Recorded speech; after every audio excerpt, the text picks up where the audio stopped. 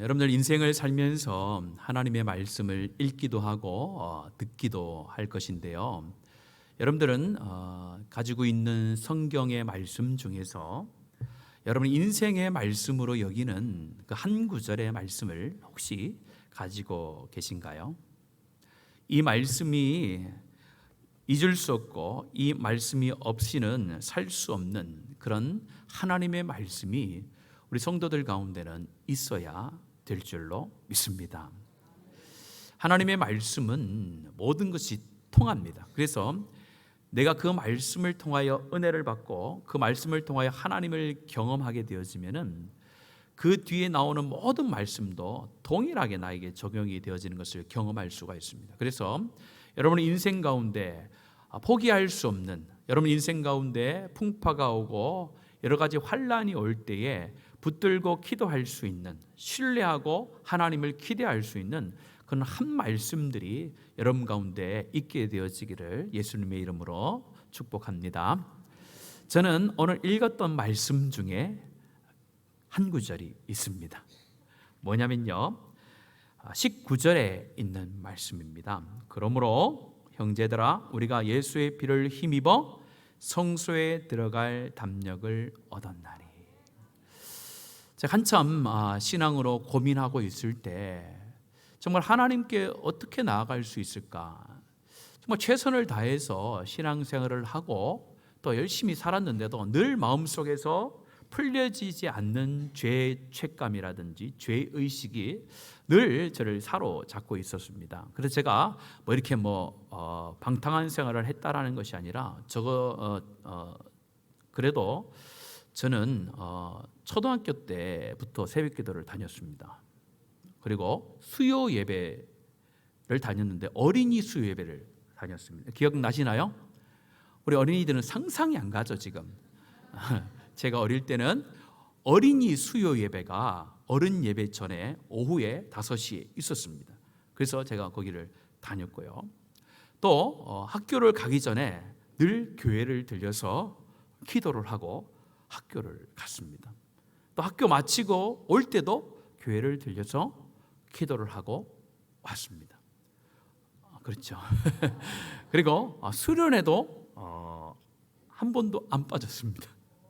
그만큼 제가 어릴 때부터 이 어떻게 보면은 규격화되어진 이 고신에서 자랐기 때문에 굉장히 그런 율법의 의식들, 그런 것을 무조건 지켜야 하나님 앞에 내가 축복을 받고 하나님께 인정을 받을 수 있다라는 그런 강박관념으로 늘 살았습니다. 그런데 아무리 그렇게 살아도 이 죄책감이라는 것, 죄의식이라는 것, 늘 하나님 앞에 갈 때마다 자유함이 없고 늘 불안한 마음은 변함이 없었어요. 그런데 어느 분을 통해서 이 말씀을 제가 딱 들었을 때에 그것으로부터 완전히 해방되어지는 놀라운 체험을 하게 되었습니다. 할렐루야죠. 이 말씀 무엇입니까? 예수의 피를 힘입어 성소에 들어갈 수 있는 담력을 얻었다. 예수의 피가 있어서 내가 하나님 앞에 갈 수 있다라는, 내가 어떠한 삶의 능력과 내 삶의 어떤 하나님을 향하여서 내세울 수 있는 무엇이 있어서 하나님 앞에 나가는 것이 아니라 오직 예수의 피를 힘입어 하나님 앞에 나갈 수 있는 존재가 되어졌다라는 것을 내가 마음으로 확신할 때에 그때부터 교회 가는 것이 굉장히 즐거웠습니다. 그때부터 교회에 가서 있는 것이 너무 즐거웠어요. 그래서 제가 교회를 더 열심히 다니게 되더라고요.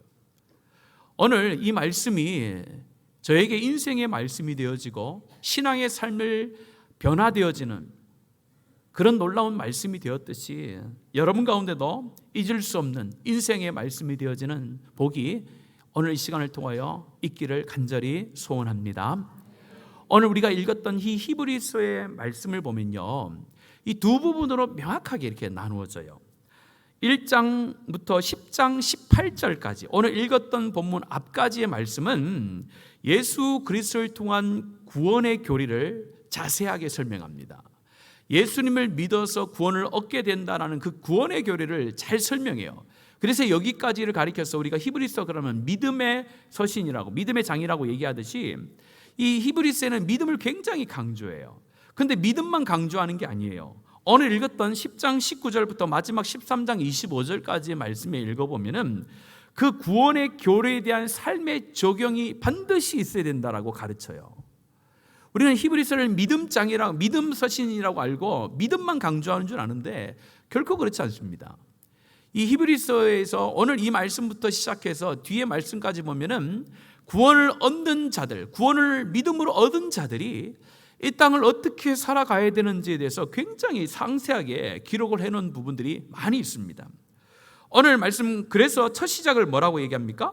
그러므로라고 시작을 하잖아요. 이전까지는 구약의 율법과 제사가 왜 그림자요 불완전한 것인지를 설명을 합니다.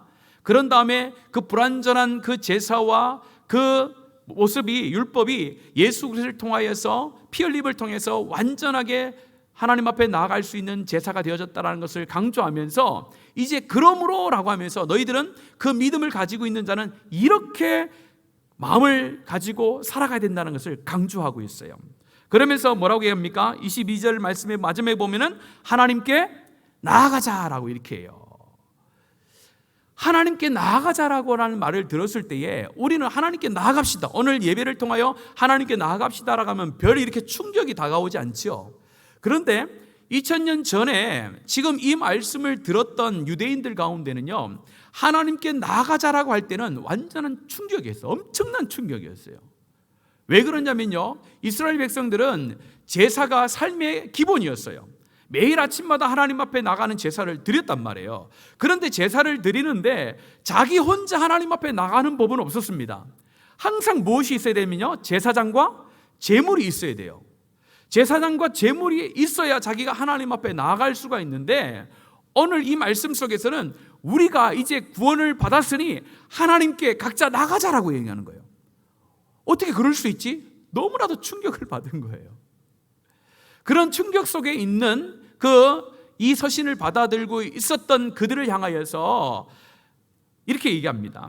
19절의 말씀에 보면, 다시 한번 읽겠습니다. 19절입니다. 시작. 그러므로 형제들아, 우리가 예수의 피를 힘입어 성소에 들어갈 담력을 얻었나니. 우리 20절도 이어서 같이 읽겠습니다. 시작. 그 길은 우리를 위하여 휘장 가운데로 열어놓으신 새로운 산길이요 휘장은 곧 그의 육체니라. 하나님께 나아가자라고 얘기하기 전에 오늘 말씀을 하는데 19절에 우리가 하나님께 나아갈 수 있는 존재가 됐다라는 것을 먼저 설명을 하는 거예요. 우리는 이미 알고 있지만은 이 히브리서를 받아들였던 사람들은 몰랐거든요.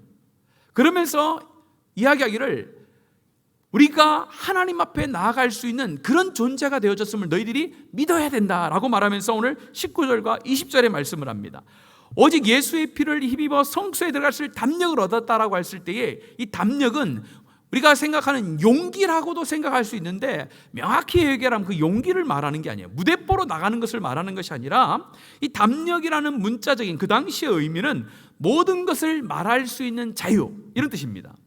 그 당시에 헬라 문화에서 자유인들, 그러니까 이방인들이라든지 노예라든지 이런 사람들은 어떤 공회 앞에서 이야기할 수 있는 자유가 없었거든요. 오직 유대인들이, 오직 시민권을 가지고 있는 사람만 그 공회에 가서 말할 수 있는 그런 특권이 주어지는데, 오늘 말하는 담력은 그것을 얘기하는 거예요. 우리가 이방인이라든지 노예가 아니라 이제 하나님으로부터 하나님께 마음껏 이야기할 수 있는 그런 자유와 특권을 우리 가운데 주셨다라고 말을 하고 있습니다. 이 말을 들었던 이 유대인들, 그 당시의 사람들은 명확하게 오해하지 않고 금방 알았겠죠. 담력이 나에게 있다고? 내가 하나님 앞에 나갈 수 있는 그런 특권이 주어졌다고? 그렇게 금방 받아들일 수 있었던 거예요. 그래서 오늘 말씀합니다. 이전에는 하나님께 나아갈 때는요, 항상 대리인이 있었잖아요. 누가 있었습니까? 제사장이 있고 대제사장이 있어요. 그런데 그것도 대제사장도 하나님의 지성소에 들어갈 때는요, 엄청난 죄사함에 대한 확신과 또는 죄가 없는 상태에서 들어가야 됐어요. 그렇지 않으면 바로 죽었단 말이에요. 그런 상황 가운데서 하나님께서 말씀하면 너희들은 이제 하나님 앞에 바로 나갈 수 있는 특권이 있는 존재가 되어졌음을 너희들이 믿어야 된다라고 말씀합니다. 그래서 20절에 상세하게 설명합니다. 그 길인데, 길이 하나님께 나아갈 수 있는 길이 열렸는데 그 길은 무슨 길이라고 말합니까? 새로운 산길이요 곧 예수 그리스도의 육체니라 라고 말합니다. 우리가 구약의 성경을 보면은 성막 가운데 성소와 지성소를 이렇게 막아놓는 그 휘장이 있었단 말이에요. 그 휘장을 예수 그리스도가 오셔서 찢으심을 통해서 그 가운데로 지나갈 수 있는 길을 만드셨다라고 그렇게 말씀합니다. 그 말씀이 어디 나오냐면 마태복음 27장 57절, 51절, 53절에 보면 나와요. 같이 한번 읽겠습니다. 시작. 이에 성소 휘장이 위로부터 아래까지 찢어져 둘이 되고 땅이 진동하며 바위가 터지고 무덤이 열리며 자던 성도의 몸이 많이 일어나되 예수의 부활 후에 그들이 무덤에서 나와서 거룩한 성에 들어가 많은 사람에게 보이니라. 오늘 51절 말씀에 보면 성소 휘장이 위로부터 아래로 찢어졌다라는 거예요. 위에서부터 아래로 찢어졌는데 그 찢어지는 것을 오늘 그 앞절 50절에 보면은 어떤 때에 찢어졌는지 말씀합니다. 50절 같이 읽겠습니다. 시작. 예수께서 다시 크게 소리 지르시고 영원히 떠나신. 예수님의 영혼이 떠나가는 그 즉시 성소와 지성소를 가로막고 있던 휘장이 위에서부터 아래로 쫙 찢어졌다는 거예요. 찢어지면서 하나님과 우리의 사이에 막혔던 그 휘장이 열려지면서 그 가운데 어떤 길을 내셨다는 거예요? 새롭고 산 길을 예수 그리스도께서 열어주셨다는 거예요. 그래서 우리는 예수님을 통해서 우리는 그 길을 갈 수 있는 뭐가 있다는 겁니까? 특권이 있다라는 거예요. 예수님이 죽기 전에는 그 누구도 그 길을 갈 수가 없었어요. 그런데 우리는 예수님을 통하여서 이제 그 길이 열려졌다라는 것을 말씀합니다. 21절에도 그것을 또 설명하고 있는데요. 21절도 같이 한번 읽겠습니다. 시작. 또 하나님의 집에 다스리는 큰 제사장이 계시매. 오늘 21절에도 똑같은 말씀입니다. 하나님의 집이라는 것은 이제 우리가 보이는 이 땅에 있는 성막 가운데 들어갈 수 있는 길이 열린 것이 아니라 21절에는 하나님의 집에 있다. 하나님의 성소, 눈에 보이지 않는 하늘의 성소, 완전한 성소가 있는데 거기에 큰 제사장이 있는데 이 제사장이 누구라고 하는 것입니까? 바로 예수 그리스도라는 거예요. 우리가 이제 이 땅의 지성소에 들어가는 것이 아니라 하늘의 지성소를 들어갈 수 있는 특권이 주어졌는데 그 특권이 누구로부터 주어졌느냐? 바로 대제사장으로부터 주어졌는데 그 대제사장이 누구십니까? 우리의 구원자 되신 예수 그리스도라는 거예요. 대제사장이 하는 일이 무엇입니까? 백성들의 죄를 하나님 앞에 나가 사함받도록 하는 거잖아요. 예수님께서 그 역할을 지금 하셨다라는 거예요. 그래서 우리가 하나님 앞에 나아갈 수 있는 담요, 오늘날로 말하면 특권이 우리 가운데 주어졌다라는 것을 오늘 19절과 20절과 21절의 말씀에서 상세하게 설명을 하고 있는 것입니다. 이런 삶의 변화, 존재의 변화가 우리가 되어지고 우리 가운데 그런 역사가 있는 줄로 확신합니다. 저희 여러분이 예배 가운데 나아갈 수 있는, 제사 가운데 나아갈 수 있는 뭘 받은 자들이라고요? 특권을 받은 자들이라는 것을 믿으며 예배 가운데 나와야 됩니다. 오늘 저와 여러분이 지금 이 자리에 앉아서 예배를 드리잖아요. 이 예배를 드리는 것이 단순히 내가 발걸음을 걸어서 이곳에 와서 예배를 드리는 것이 아니라 이미 하나님께서, 예수님께서 행하신 일이 있기 때문에 우리가 이 자리에 올 수 있었다는 것을 가르쳐 줍니다. 예수님께서 십자가에 죽으시고 십자가의 죽으심으로 인하여서 하나님과 막힌 담을 허셔서 그 길을 걸어갈 수 있는 자격과 특권을 나에게 주셨다라고 믿는 자, 그 믿는 자가 오늘 이 시간에 나와서 하나님 앞에 예배를 드릴 수 있는 줄로 확신합니다. 여러분들이 그런 특권을 받은 자예요. 예배는 의무이기 전에 우리 가운데 주신 하나님의 특권인 줄로 확신합니다. 그것을 믿고 그것을 누려야 돼요. 많은 그리스도인들이 왜 교회 가운데서 은혜를 누리지 못하고 예배 가운데 하나님을 만나지 못하는가? 이 믿음이 희미해지기 때문에 그렇습니다. 수많은 사람들이 교회를 오고 예배를 드리는데 왜 하나님께서 그 가운데 역사하지 않느냐? 하나님을 향한 예배자의 온전한 신앙의 고백이 없기 때문에 그런 거예요. 이 자리에 올 때에 내가 차를 타고 온 것이 아니라는 거예요. 하나님께서 나를 불러주시고 예수 그리스도를 통하여 은혜를 주시고 예수님을 믿게 하셔서 하나님 앞에 갈 수 있는 특권을 우리 가운데 선물로 주셔서 내가 그것을 받아들이고 이 자리에 와서 하나님 앞에 감사와 찬송을 드릴 수 있는 존재가 되어졌다는 그런 신앙의 고백을 가지고 이 자리에 앉아서 하나님 앞에 영광을 올려야 그 영광을 하나님이 받으시겠다라고 우리 가운데 말씀하고 있습니다. 이런 믿음의 고백으로 이후의 예배를 하나님 앞에 올려드리는 저와 여러분들에게 간절히 원합니다. 이 시간에 하나님이 영광 받으시는 것은 우리가 찬송을 잘하거나 우리가 열정을 다하여 하나님의 말씀을 듣거나 하나님 앞에 수많은 헌금을 드려서 하나님이 영광을 받으시는 게 아니에요. 그것 때문에 하나님이 영광을 받는 게 아니에요. 그것 때문에 영광을 받는 것이 아니라 누구 때문에 영광을 받냐면요, 이 자리에 올 수 있도록 하신 예수 그리스도를 우리가 찬양하고 예수 그리스도를 높이기 때문에 아버지 되신 하나님이 그것 때문에 영광을 받으시는 줄로 믿습니다. 바로 그요. 예배는 우리의 만족을 위해서 드리는 게 아니라, 우리의 편의를 위해서 드리는 것이 아니라 오직 예수 그리스도의 행하심을 감사하고 높여드리는 그것만이 예배 가운데 있어야 되는 거예요. 그래서 이제 앞으로 이제 우리가 예배를 조금 변화를 주려고 합니다. 그래서 예배 시간에는 사람에게 또 우리가 인간이 받을 수 있는 그 어떤 것도 교회 이 예배 가운데서 제하는 것이 필요하다라는 거예요.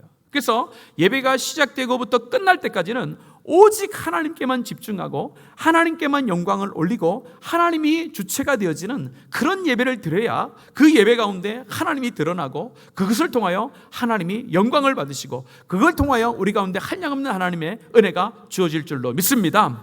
이런 신앙의 고백을 가지고 이런 하나님 앞에 예배할 수 있는 특권이 나에게 준 줄 감사하시고 이 시간에 나와서 우리 가운데 이 자리를 지키게 하시고 이 자리에 올 수 있는 은혜를 주신 예수 그리스도를 기억하며 그분을 높여드릴 때에 하나님께서 기뻐하시고 하나님이 영광이 드러나게 될 줄로 믿습니다. 두 번째는요, 그런 특권을 주셨는데 그럼 예배 가운데 어떻게 나가는가를 가르쳐야 돼요. 어떤 모습으로 나가는가를 가르쳐요. 22절 말씀 같이 한번 읽겠습니다. 22절입니다. 시작.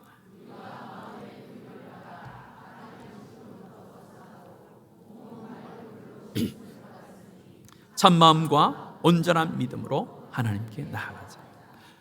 하나님께서 하나님 예배 가운데 나갈 수 있는 특권을 주셨는데 그걸로 끝나는 게 아니에요. 그 다음에 마음의 뿌림을 받아 악한 양심으로부터 벗어나고, 여기서 뿌림을 받았다는 것은 무슨 뿌림을 말합니까? 예수 그리스도의 보혈의 피의 뿌림을 얘기하는 거예요. 문선명의 피의 뿌림이 아니라 예수 그리스도의 피의 뿌림을 받는 우리가 악한 양심으로부터 벗어나게 됐다는 거예요. 예수 그리스도를 믿음으로 인해서 우리 가운데 악한 양심, 죄의 속박으로부터 있는 양심이 해방되어졌다는 것을 말합니다. 몸은 맑은 물로 씻음, 우리의 육체도 정결함으로 하나님께서 씻어주셨다는 거예요. 자, 그러니까 어떻게 나가자는 거예요? 참 마음과 온전한 믿음을 가지고 예배 가운데 나가야 된다는 거예요. 이 예배 가운데 나갈 때에 이 온전한 참마음과 온전한 믿음이라고 할 때는 구약에서 이야기할 때 이 단어는 제사를 드릴 때 제물하게 쓰는 단어예요. 이스라엘 백성들이 구약의 제사를 드릴 때에 제물을 하나님 앞에 갈 때에 성경에서 말할 때 뭐 없는 제물을 가지고 가야 됩니까? 흠 없는 제물을 가지고 가야 된잖아요. 흠 없는 제물을 표현할 때 오늘 신약에서는 이렇게 표현하는 거예요. 무슨 마음이요? 참마음과 온전한 믿음, 흠이 없는 믿음, 흠이 없는 제물로 우리가 하나님 앞에 나아가야 된다는 거예요. 구약의 시대는 흠이 없는 제물을 가지고 흠이 없는 그런 제사를 드릴 때에 소와 양을 가지고 나갔는데 신약의 예배는 그 제물이 누가 되어야 되는 거예요? 바로 저와 여러분이 되는 거예요. 우리가 하나님 앞에 예배를 나갈 때에 내가 거룩한 산 제물이 되어져 하나님 앞에 나가는데 흠이 없는 자의 삶으로 하나님 앞에 나가야 된다는 거예요. 로마서 12장 1절에 뭐라고 말씀합니까? 내 몸을 하나님이 기뻐하시는 거룩한 산 제물로 드리라라고 하잖아. 이것이 너희가 드릴 영적 예배니라. 우리가 하나님 앞에 예배를 드릴 때에 내가 하나님 앞에 흠 없는 제물로 이 자리에 나와 있어야 되는 거예요. 은혜를 받았는데 하나님 앞에 흠없는 제물이 되고자 애쓰거나 그런 준비를 하지 않으면 하나님께서 그 예배 가운데 하나님께서 은혜 가운데 영광을 받지 않을 수도 있다는 것을 늘 경각심을 가지고 고민해야 됩니다. 그래서 우리는 하나님 앞에 예배를 드릴 때마다, 예배의 자리를 나갈 때마다 내 삶 가운데 흠이 있는 것은 없는지, 정말로 정결하고 참 마음으로 하나님 앞에 나아가고 있는지를 항상 점검해 봐야 돼요. 이런 것을 저는 항상 준비라는 단어로 표현을 해요. 흠이 없는, 또 하나님 앞에 참 마음으로 하나님 앞에 나간다는 것, 또 온전한 믿음으로 나간다는 것은 준비한다는 거예요. 예수님께서 성전에 들어가서 성전에서 화를 내셨잖아요. 왜 화를 내셨어요? 이 성전을 기도하는 성전인데 장사의 속을 도굴로 만들었다는 거예요. 왜 만들었다면 그런 거예요. 그 당시에 예수님 당시에도 변함없이 구약의 제사를 드리고 있었단 말이에요.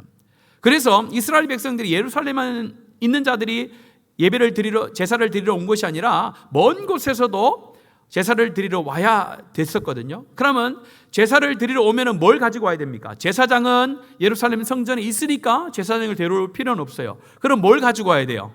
제물을 가지고 와야 돼요. 근데 먼 곳에서 제물을 가지고 와야 된단 말이에요. 근데 하나님 앞에 흠이 있는 것은 드릴 수가 없어요.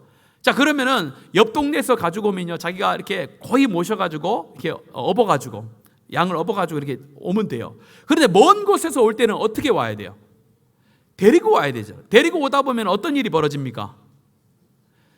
그렇죠. 발이 상할 수도 있고 탈이 날 수도 있고 흠이 있는 제물을 바뀌는. 집에서 가져올 때는 분명히 흠이 없는 제물을 가지고 왔는데 오다 보니까 사건 사고들이 많잖아요.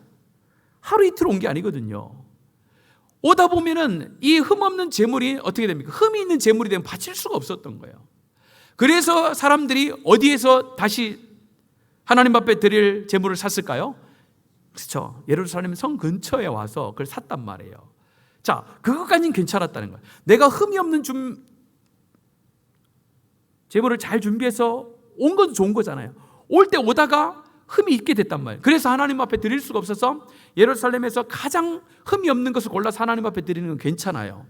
그런데 이스라엘 백성들이 어떻게 했다는 거예요? 안 가져오는 거예요. 처음부터. 이제는 버릇이 된 거예요. 어차피 가다가 얘 다칠 수도 있으니까 가지고 가지 말자.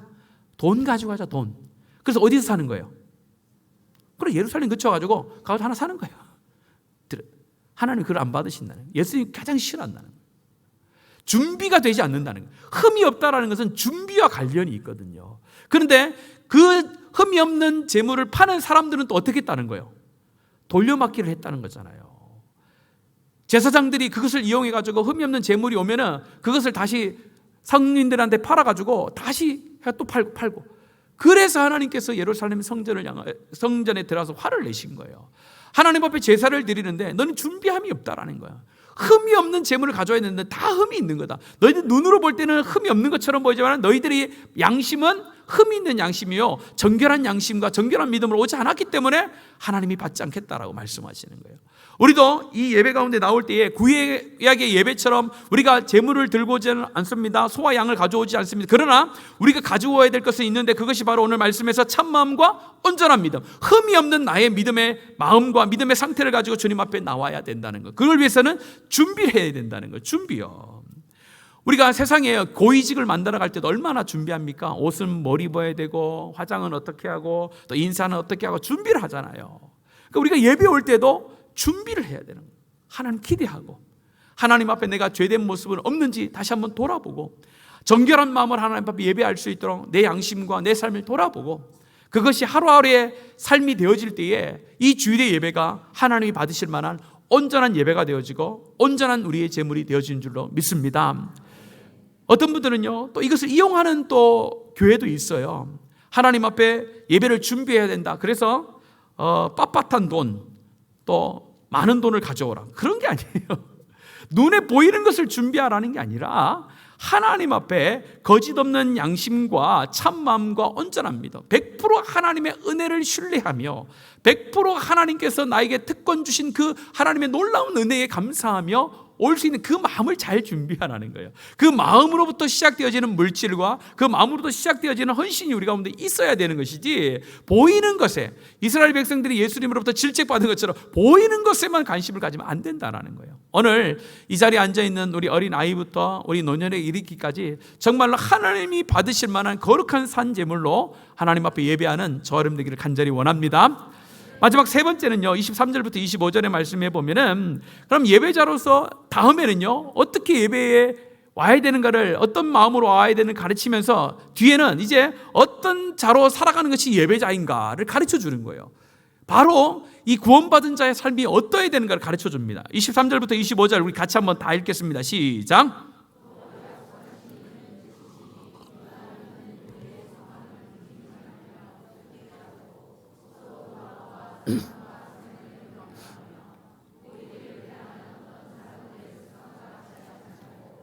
오직 권하여 그날이 가까움을 볼수록 더욱 그리하죠. 이 말씀이 따로 떨어져 있는 말씀이 아니잖아요. 앞에 예배할 수 있는 특권을 주신 그 하나님의 은혜, 예수 그리스도의 보혈의 은혜를 말씀하시고 두 번째는 그런 사람들이 예배 가운데 나올 때에 어떤 마음으로 어떤 제물로 하나님 앞에 내가 예배 가운데 나와야 되는지를 가르치고, 이제 마지막 세 번째는 그 예배자들이 이 땅의 삶을 어떻게 살아가야 되는지를 가르쳐 주는 거예요. 첫 번째는 뭐예요? 믿음의 도리의 소망을 굳게 잡아야 된다라는 거예요. 믿음의 도리의 소망, 좀 어렵죠. 믿음의 도리의 소망 어려운데 이것을 풀어서 얘기하면 소망을 가지게 만드는 신앙의 고백을 가지고 이렇게 하는 거예요. 소망을 가지게 만드는 신앙의 고백으로 너희들이 삶을 살아야 된다, 이런 거예요. 소망을 일으키는 신앙 고백이 뭡니까? 우리가 처음 했던 사도신경도 마찬가지예요. 사도신경도 신앙의 고백이잖아요. 그래서 믿음에 움직이지 말고 흔들리지 말라는 것은 삶 가운데 어려움들이 있단 말이에요. 어려움들이 있을 때에 그 어려움들을 이겨나가기 위한 하늘나라를 바라고 하나님을 바라볼 수 있는 신앙의 고백이 내 삶 가운데 있어야 된다는. 그래서 어려움이 왔을 때에 신앙의 고백을 통하여서 흔들리지 않는 그런 삶을 살아가야 되는 거예요. 배를 얘기하면 바다에 떠다니는 배를 이야기합니다. 배를 이야기하면 배에 이 정박했을 때에 다시 내려오잖아요. 다시 내려오면은 그 다시 있음을 통해서 우리가 흔들리지 않는다라고 이야기하듯이 인생의 신앙에 있어서 신앙의 고백이라는 것은 배의 닷과 같은 역할을 하는 거예요. 그래서 신앙의 고백이 우리 가운데는 명확해야 됩니다.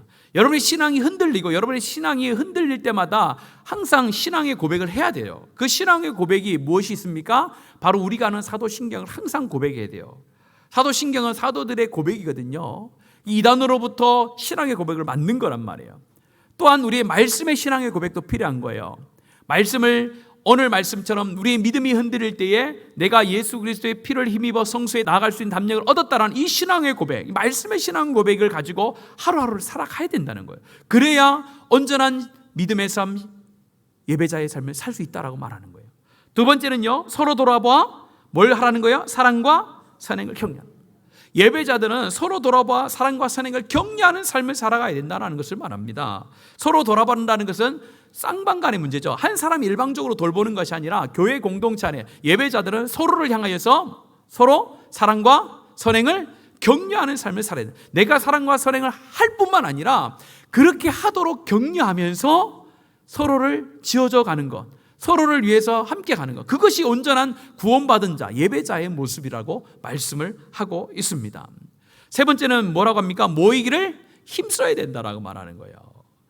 모이기를 피하는 어떤 사람의 뭐와 같이 하지 말라고요? 습관과 같이 하지 말라는 거예요. 주일 예배에 한 번 빠지는 것을 이야기하는 게 아니죠. 한 번 빠지게 되어지면요, 그것이 나중에 반복이 되어지고, 반복이 되어지면 그게 뭐가 됩니까? 습관이 되는 거예요. 오늘 이 시대는요, 이 모이기를 피하는 세대가 벌써 되어졌습니다. 악한 영은요, 우리를 유혹할 때에 큰 걸 가지고 유혹하지 않아요. 뭐를 가지고 유혹하냐면요, 딱 한 번만. 이게 악한 영이 우리 가운데 주는 유혹에 가장 많이 하는 말이에요. 딱 한 번만. 또 한 마디 더 있어요. 2번만. 2번만 빠져라. 2번 딱 한 번만 빠져라. 딱 한 번, 2번 한 번이요, 나중에 습관이 되어버리는 거예요. 그 습관이 되면요, 다시 신앙을 회복하기가 쉽지 않습니다. 오늘 우리가 예배자로 하나님 앞에 살아갈 때에 항상 주의해야 될 것은 바로 모이기를 힘써야 된다는 거예요. 예배는 아무나 드리는 게 아니라고 말씀드렸잖아요. 예배는 우리의 의무이기 전에 뭐라고 말씀드립니까? 특권이잖아요. 예배 가운데 나갈 수 있는 특권을 예수 그리스도께서 어마어마한 대가를 치르고 우리 가운데 주신 거예요. 우리가 값없이 받았지만은 그 값없이 받은 것이 대가가 없는 값없이라는 게 아니에요. 예수님께서는 하나님 편에서는 어마어마한 대가를 치르셨지만은 그 대가를 우리 가운데 요구하지 아니하시고 하나님께서 우리 가운데 선물로 주셨단 말이에요. 공짜로 주셨단 말이에요. 공짜로 줬기 때문에 그게 가치가 없는 것이 아니라 그 가치는 어마어마한 거예요. 자, 그 가치를 받아들이는 우리가 예배 가운데 모이기를 힘쓰지 않는다라는 것은 뭐가 없는 거예요? 하나님께로 받은 은혜, 하나님께서 주신 그 놀라우신 특권을 누리지 못하거나 그것을 무시하는 행동이 되는 거예요. 그래서 내가 예수를 믿는다라고 하면 가장 중요한 것은 예배로 증명되는 거예요. 내가 예배를 얼마나 사모하느냐, 내 예배 가운데 얼마나 내가 준비하며 하나님 앞에 나가느냐가 내가 하나님 앞에 은혜 받은 것을 측량할 수 있는 기준이 되는 거예요. 성 요한이 이렇게 얘기했습니다. 우리의 신앙은 석탄과 같다. 홀로 있으면 금방 식는다. 금방 이해되시죠? 우리의 신앙이 석탄과 같다는 거예요. 모이기를 힘쓰라는 것은 단순히 모여라는 것이 아니라 모여 있을 때에 하나님의 놀라운 역사와 하나님의 놀라운 보호하심이 더욱더 강력하게 임한다라는 거예요.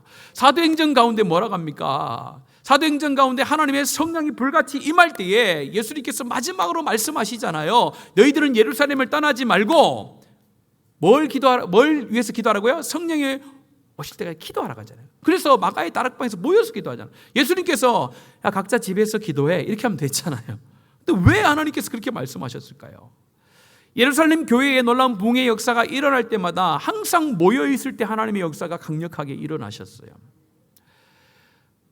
흩어져 있는 영성은 모여있는 영성으로부터 시작됩니다. 모여있는 영성이 있지 않고는 흩어지는 영성은 의미가 없는 거예요. 예배 가운데 집중하고 예배 가운데 참여하지 않는 사람이 일상의 삶들 속에서 하나님을 찬송하고 하나님의 이름을 높이고 영광스러운 하나님의 사람으로 살아갈 수 있다는 것은 맞지 않다라는 거예요. 예배 가운데 하나님 힘쓰는 자들이 그들이 모여서 하나님의 은혜와 역사를 체험하고 흩어졌을 때에 흩어진 그 장소에서 하나님의 역사와 능력을 나타낼 수 있는 사람이 되는 것이지 거꾸로 되는 일이 없다는 거예요. 성경을 어딜 봐도 그런 역사는 없었습니다. 하나님께서 놀라운 사도행전의 역사를 일으켜 나가실 때에 모든 역사는 교회 공동체로부터 시작되어져서 그들이 흩어졌을 때에 하나님의 놀라운 교회가 세워지는 은혜가 있었어요. 또 세워진 그 교회는 그 교회에서 또 공동체로 하나님이 역사하셔서 또 다른 교회를 세우는 역사를 일으키셨어요. 그래서 모여있는 이런 놀라운 하나님의 영성, 하나님의 놀라운 은혜와 역사를 시작으로부터 우리의 삶에 흩어졌을 때에 나타난 하나님의 놀라운 역사가 다시 일어나게 된다는 겁니다. 그런 의미에서 오늘 모이기를 힘쓰는 우리 교회의 모든 성도들이 되기를 간절히 소원합니다. 불편함을 감수해야 돼요. 모이기를 힘쓰는데 불편함을 감수해야 되고 또 어려운 것들을 선택하고 온 마음을 다해 힘을 다해 모이는데 최선을 다해야 됩니다. 그래야 하나님의 놀라운 역사가 이 교회로부터 시작되는 겁니다. 오늘 우리가 온 세대의 연합 예배를 드리는 이유도 여기에 있습니다. 우리가 각자 흩어져서 예배를 드릴 수 있어요. 우리 초등부, 유치부, 중고등부, 대학 청년 다 흩어져서 예배를 드릴 수 있습니다. 그러나 온 교회가 함께 모여서 공동의 기도의 제목과 귀한 하나님의 말씀을 가지고 함께 기도하며 하나님 앞에 나아가는 것이 교회 공동체에 가장 필요하기 때문에 예배가 온 세대 예배가 필요하다라는 것입니다. 오늘 우리가 모이기를 힘쓰는 저와 여러분들을 원합니다. 오늘 이 시대는요 개인주의 시대예요. 각자 놀기를 좋아하는, 가족끼리 놀기를 좋아하는 시대가 되어졌습니다. 그래서 모이는 것을 불편해해요. 그러나 그 불편함이 우리가 감수해야 될 불편함이라면 기꺼이 감수하는 우리가 되기를 간절히 원합니다. 사람은요 편한 것을 찾으면 한도 끝도 없어요. 누가 그렇게 얘기하시다요. 사람들이 뛰면요 어떻게 하고 싶어요? 걷고 싶어요. 걷다 보면요 앉고 싶어요. 앉고 있으면요 눕고 싶어요. 눕고 있으면요 자고 싶어요. 자고 있으면요 죽고 싶어요. 왜냐면 믿음의 고백이에요. 죽는 게 우리가 가장 편안한 곳에 가는 거잖아요. 자는 것이 그렇게 편안한데 우리가 죽어서 천국에 가면 얼마나 편하겠어요. 얼마나 하나님의 평강해 주심이 있겠어요. 그래서 사람은 땅으로 갈수록 안정감을 누린다 그러잖아요. 그 높은 아파트 사시는 분들은 낮은 층으로 내려오세요. 사람이 그래요. 사람은 흙으로 지어졌기 때문에 사람이 땅으로 갈수록 편안함을 느낀대요. 그래서 우리 인생이 흙으로 지어졌기 때문에 마지막에 흙으로 가는 거잖아요. 우리가 하나님 앞에서 편안한 걸 찾을 때는 아닌 것 같아요. 편안함은요 우리 죽음 이후에 기다리고 있어요. 우리 인생이 있는 동안에는 불편하고 좀 어렵더라도 함께 모이고 함께 공동체를 세워가는 그 일 가운데 힘쓰는 저 여러분 되기를 간절히 소원합니다. 그러면서 오늘 25절의 말씀을 25절의 말씀의 끝에 보면 이렇게 합니다. 다시 한번 우리 끝부분만 그날이부터 읽겠습니다. 시작. 그날이 가까움을 볼수록 더욱 그리하자. 지금 앞에 나와 있는 예배자의 삶을 그날이 가까워. 그날은 어느 날을 가리키는가요? 예수님이 재림하시는 그날을 얘기하는 거예요. 그날이 점점점 가까이 오잖아요. 우리가 하루하루 살아갈 때마다 예수님의 재림은 하루하루 가까워지는 줄로 믿습니다. 그 그날이 가까움을 볼수록 더욱 힘써야 일이 바로 하나님의 예배자로 살아가는 거예요. 그런데 쉽지 않아요. 정말 하나님 앞에 나아갈 때에 정말로 하나님 앞에서 신앙의 고백을 날마다 하면서 정말로 또한 사랑과 선행을 서로 격려하면서 또 하나님 앞에 모이기를 힘쓰며 살아가는 것이 우리가 그렇게 쉽게 이야기는 하지만은 삶 속에 그것을 이루어내기는 정말 힘든 삶이에요. 그런데 오늘 그 일에 더욱 힘쓰는 자들이 되어야 한다라고 말씀합니다. 더욱 힘쓰는 자들 되기를 바랍니다. 그런데요, 우리 가운데 희망이 있어요. 뭐냐면요, 23절 여러분들 오늘 이 말씀을 하기 전에 바로 뭐라고 말씀합니까? 시작. 아멘. 여기까지만 읽겠습니다. 또 약속하시는 이는 뭐하다고요? 미쁘시니라고 해요. 오늘 이 명령을 하고 이 말씀을 한 하나님은 미쁘시다라고 해요. 미쁘다라는 건 예쁘다라는 걸 얘기하는 게 아니에요. 미쁘다라는 원래의 뜻은요, 무엇이냐면요, 성실하다, 신실하다, 믿음직스럽다라는 거예요. 이 말은 뭐냐면요, 하나님께서 구원을 이뤄가는 데 있어서 믿음직스럽고 신실하신 분이라는 거예요. 하나님께서 이렇게 명령을 하시는데 이 명령을 하시는 분이 우리를 이끌어 가시는데 그분이 신실하신 하나님이고 믿음직스러운 하나님이기 때문에 그 하나님이 우리를 도와준다라고 약속하는 거예요. 여러분, 저는 성경을 읽을 때마다 의아해요. 왜 하나님께서 우리를 구원하는데 그렇게 열심일까? 그런 생각을 안 해보셨어요? 왜 우리가 하나님 구원해 주사라고 얘기도 한 번도 안 했잖아요. 날 좀 구원해 주세요, 나 지옥 보내주세요라고 얘기 안 했잖아요. 근데 왜 하나님께서는 구원을 이루시는데 창조 때부터 그 약속을 하시고 예수님을 직접 보내셔서 죽게까지 하시고 지금도 성령을 우리를 도와주시는 그 일 가운데 왜 이렇게 열심히세요? 우리가 그 예수님의 열심과 하나님의 열심과 성령의 열심을 따라갈 수 있나요? 못 따라가요. 구원을 받는 것은 우리인데, 구원을 주시는 하나님인데, 그 하나님 성삼위 하나님은 구원을 이루기 위해 엄청나게 열렬하게 열심을 다해서 사역하는데 그 구원함을 누리는 우리들은 너무나도 열심을 내지 않는 거예요. 왜 하나님은 그렇게 열심을 낼까요? 왜 그렇게 하나님 열심을 낼까요? 단순하죠. 우리를 사랑하기 때문에 그런 거예요. 우리가 뭐 잘난 게 있어서 하나님의 열심이 우리 가운데 있겠어요? 하나님이 세상을 이처럼 사랑하사 누구까지 주셨다고요? 독생자 예수를 주시기까지 사랑하는 존재가 저와 여러분이기 때문에 그 구원을 이뤄감에 있어서도 우리 가운데 열심을 내시는 분이 우리 성삼위 하나님이라는 거예요. 그것을 믿으면은 우리가 열심을 낼 수 있습니다. 그 일에 더욱 힘을 쓸 수 있는 줄로 믿습니다. 마지막으로 이 말씀을 같이 한번 믿음으로 고백하며 나아가겠습니다. 빌립보서 1장 6절에 있는 말씀인데요, 같이 한번 읽겠습니다. 시작.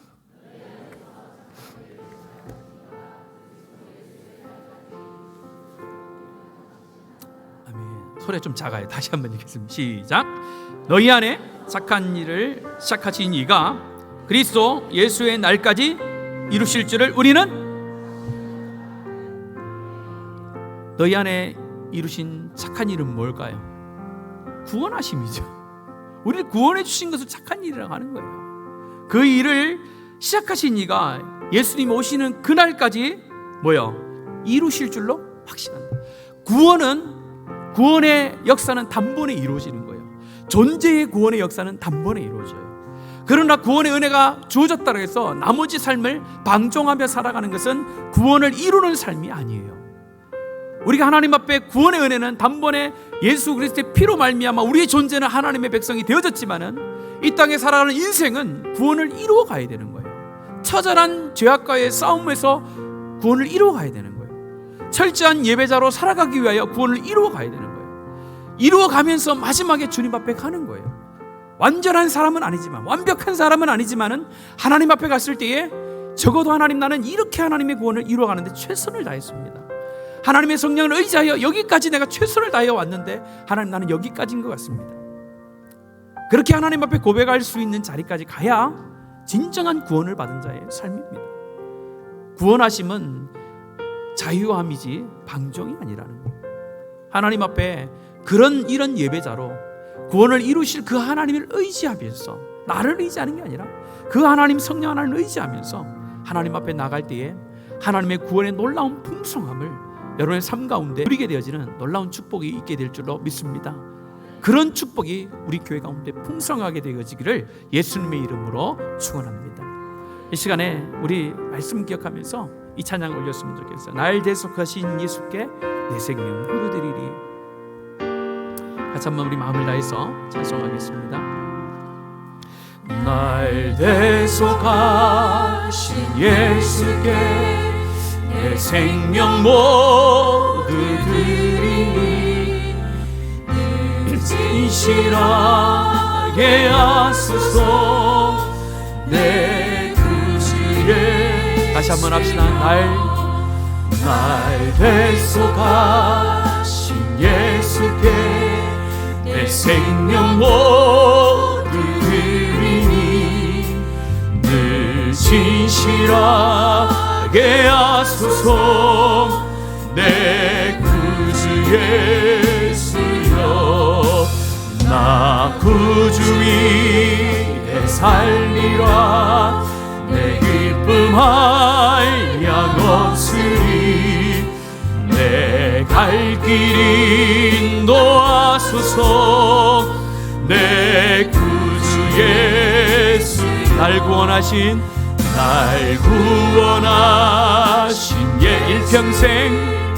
일평생 의지하오니 날 영접하여 주소서. 내 구주 예수, 나 구주 위에 살리라. 내 기쁨 한량 없으리. 내 갈 길 인도하소서. 내 구주 예수여, 주 십자가에 날 자유하게 했으니 내 몸과 마음을 다스게 하소서. 다시 한번 믿음으로 고백하겠습니다. 주 십자가에 달리사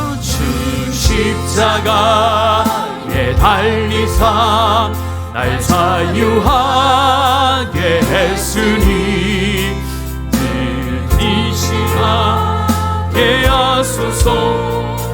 늘 쓰게 하소서. 나 구주 위에 살리라. 내 기쁨 한량 없으니 내 갈 길 인도하소서. 나 구주 위에 살리라. 나 구주 위에 살리라. 내 기쁨 한량 없으니 내 갈 길 인도하소서. 내 구주 예수여. 아멘. 믿음의 고백인 줄로 믿습니다. 이 시간에 같이 한번 기도했으면 좋겠습니다. 하나님께서 날 대속하여 구원하신 줄로 믿습니다. 구원하신 그 은혜에 감격하여 감사하여 이 예배 가운데 나올 수 있는 내 삶이 되게 하시고, 하나님 방종함으로 예배의 자리를 지키는 것이 아니라 하나님이 주시는 온 마음과 정결한 마음으로 이 예배의 자리를 지킬 수 있도록, 또 하나님 내가 이 땅에 살아가면서 정말 하나님 신앙의 고백을 붙들고 정말로 서로를 돌아보며 사랑과 선행을 격려하고 모이기를 힘쓰는 그런 예배자의 삶을 내가 앞으로 살아내겠습니다. 그런 마음을 여러분들 기억하시고 하나님을 의지하며 같이 한번 우리의 믿음의 고백으로 우리 입술로 고백했으면 좋겠습니다. 기도합시다. 살아계신 아버지 하나님, 감사합니다.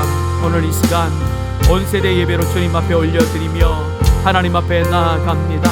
하나님 이 시간에 우리 이 자리로 인도하시고 이 자리 가운데 있게 하신 우리 하나님, 그 하나님을 하나님 찬송하며 그 하나님 영광을 올려드리며 하나님 우리가 이 시간에 나아갑니다.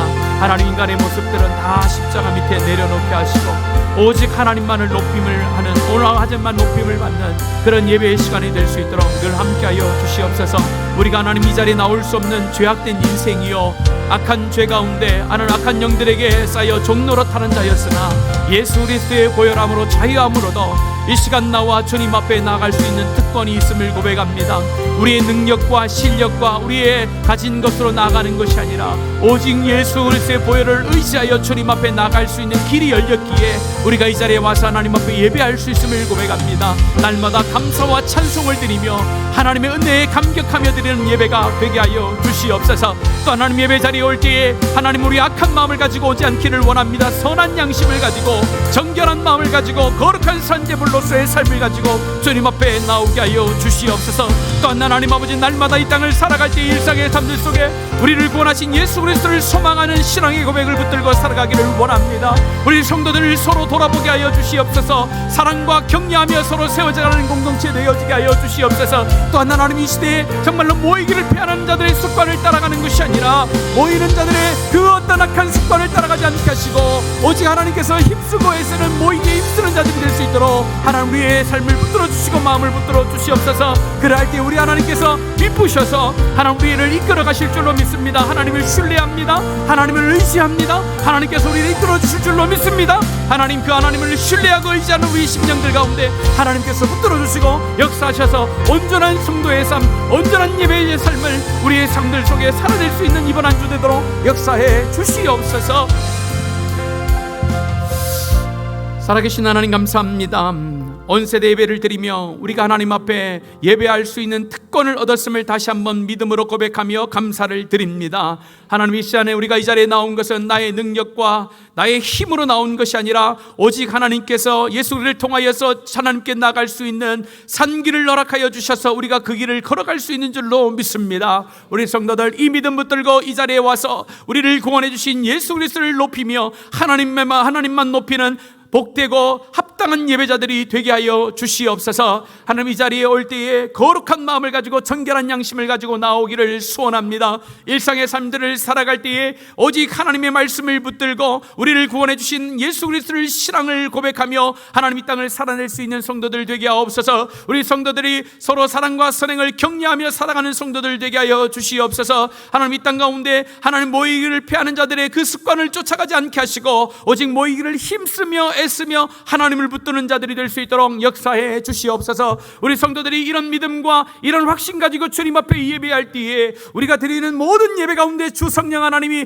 임재하셔서 역사하시고 하나님이 다스려 주실 줄로 믿습니다. 우리가 하나님 정말로 하나님을 만날 수 있는 감동의 예배, 하나님께만 영광이 되어지는 거룩한 예배를 드릴 수 있는 복된 교회가 되게 하여 주시옵소서. 하나님, 주님 앞에 나오며 거룩한 예배 예물을 구별하여 드립니다. 10의 1조를 하나님 앞에 삶의 고백으로 드립니다. 감사의 예물을 주님 앞에 신앙의 고백으로 드립니다. 성교의 예물과 비전의 예물과 전도와 장학의 헌금을 주님 앞에 드립니다. 이 헌금을 주님이 받으시는 줄로 믿습니다. 사람의 뜻에 따라 사용되어지는 물질이 아니라 하나님 나라를 세워가는데 마음껏 사용되어지는 물질이 되어질 수 있도록 하나님 역사하여 주시옵소서. 주님 앞에 올 때에 빈손으로 오지 않기를 원합니다. 자신의 것을 잘 준비하여 하나님 앞에 신앙의 고백, 삶의 고백으로 드릴 수 있는 성도들이 되어 수 있도록 하나님께서 복을 더하여 주시옵소서. 이번 한 주도 한 주를 시작합니다. 하나님 믿음 안에서 한 주를 시작했습니다. 하나님, 내일부터 시작되어지는 일상의 삶들 속에 승리할 수 있는 우리 성도들 되게 하여 주시옵소서.